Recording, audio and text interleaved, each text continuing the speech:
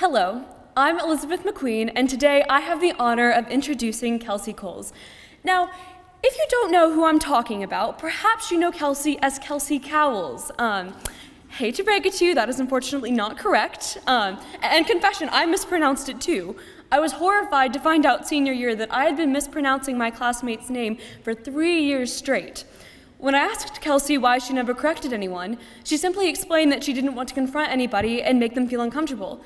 And this perfectly illustrates the kind, wonderful person Kelsi is. So whether you know her as the incredible soccer star, or the senior who rocked the MUS homecoming court, or the person whose name you realized just now you've been mispronouncing, I know through her speech you'll get to know the sweet, intelligent, easygoing girl that our class would not be the same without. So without further ado, I give you Kelsi Ann Cowles.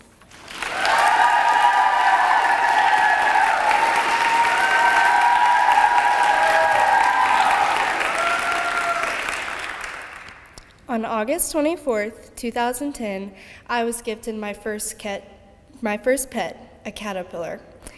Enclosed in a 2-liter jar, my parents brought home the newly formed chrysalis from the local farmer's market. Of course, the care process for a butterfly is much different than that of a domestic animal, meaning I was expected to release my pet shortly after I received her. From caterpillar to butterfly, I watched as the black and blue miracle breached her prison and flew into the sky. However, my butterfly was not born with wings. She evolved into many foreign shapes before she had the freedom to fly. As a caterpillar, her vision was limited to what was right in front of her. Her presence in the terrarium was insignificant, for the grass towered over her and she was half the size of a leaf. When my butterfly escaped her jar, she explored with wings instead of feet, which shifted her perspective. Abandoning her surface-level vision, she was able to view her whole world differently. As she soared above her past, she noticed the things she didn't see when she was a caterpillar. From the sky, the blade of grass that once towered over her was now a mere speck of color. Honestly, I've had many moments where I connected to my butterfly's release, but the most significant was a life-threatening one. One tired morning, my junior year, I got into my car to drive to school. I took the same route every morning, a route that contained a total of 4 stoplights. I turned down my street, everything was normal.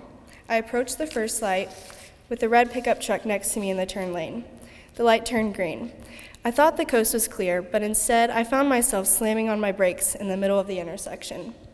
The truck driver predicted the danger that was coming for both of us, but I didn't hear his horn until it was too late.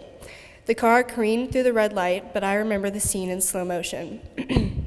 I closed my eyes and accidentally held my breath while my ears filled with the sound of scraping metal. I jolted back from the impact and opened my eyes. Grateful to be able, I looked up and saw that a witness across the street from the wreck had dropped her jaw, mirroring my expression of shock. I glanced to my right and watched the negligent driver who had run the red light drive away without concern. The new bruises on my car will forever hold a story. Because the event could have had a much worse outcome, that intersection has made me exceptionally grateful for what is around me. After this experience, I felt as if I could see my world through a different lens, just as my butterfly did when she escaped her jar. Rather than just going through the movements of my day, I realized the tiny surprises that have gone unnoticed. As I stop at the intersection to look both ways, the yellow leaves on the trees have fallen and the church that is under construction has painted its exterior a pearly white. No longer being stuck in the same scenery like my caterpillar, these surprises make my days easier to distinguish from each other. I may not have grown wings, but I was freed from my own glass jar. Thank you.